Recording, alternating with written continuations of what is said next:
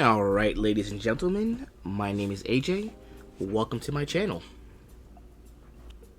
Today's topic will cover one of the most recent controversies within the gaming community. I'm talking about Cyberpunk 2077. Oh boy. Now, let me preface this by stating that this video is not meant to bash the game. It's more of a commentary on a problem that's been plaguing the gaming community for the past few years. Now, with that disclaimer out of the way, for those of you who don't know, Cyberpunk 2077 was released on December 10th, 2020. The PlayStation 4 and Xbox One releases were met with severe criticisms due to the game-breaking bugs and glitches, various game crashes, poor frame rates, and overall poor performance. The PC version has been a bit more stable.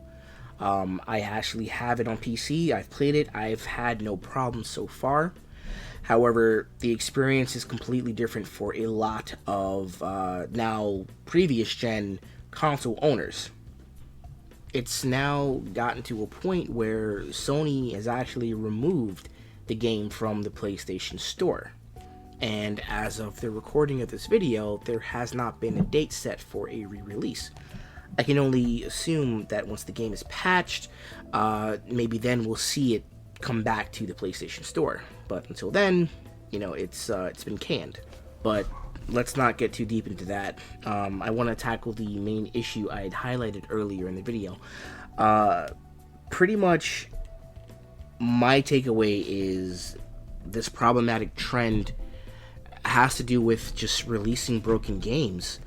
Again, we're at a time where technology is ever so prevalent and getting better with every passing generation. And as technology gets better, components and programming gets better, these games become more intuitive and comprehensive, and they require much more fine-tuning and are able to replicate more of the real-life aspect that games tend to mimic. Along with that, you have these massive file sizes and all these graphics to render, and proper sound, acting, and it's a pretty cumbersome project to work on, to develop a AAA title. And I think a lot of people underestimate just how big of an endeavor that is.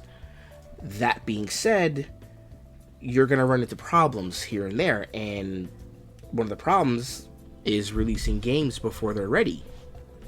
Now, why does this happen more often than not? The simple answer is the business. A lot of the people still utilizing previous gen consoles felt that the game's publisher, CD Projekt Red, had done them a major disservice, to which I have to agree.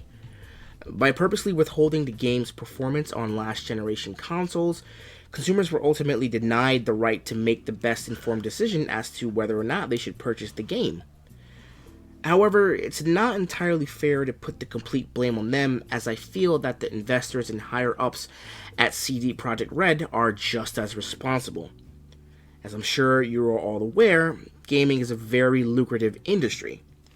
The studios, publishers, and distributors are all bound by corporate structures and policies. Like any other for-profit company, deadlines and sales quotas must be met in order to remain competitive and profitable. And that is where the problem starts. In order to make these deadlines, most studios enter the dreaded crunch time, where employees end up putting in 12 plus hour days, 6 to 7 days a week for the last several weeks of development. Now, I could list the numerous examples of the negative impact this has on company morale, as well as the infamous titles that suffered a fate similar to the game in question. But I think I'll save those points for a separate video. The worst part of this is that sometimes it's not even enough. Despite being poorly optimized for both the PS4 and Xbox One, the game was still released in order to meet the holiday 2020 deadline. And that trend of rushing a product to meet these deadlines is actually more common than you think. And this whole situation is just a fresh reminder of this. At the end of the day, the business aspect of gaming will always be a necessary part of the whole process in order to bring us all of the titles that we know and love. Now, while I understand the enormous amount of resources and effort it takes to make a AAA title, I also hope that major publishers will find a decent middle ground in regards to production time and being able to maintain the utmost quality of their work while satisfying their investors and ultimately the consumer. With that being said, I think I've rambled on long enough. This is AJ, the Shiny Skull. Have a wonderful day.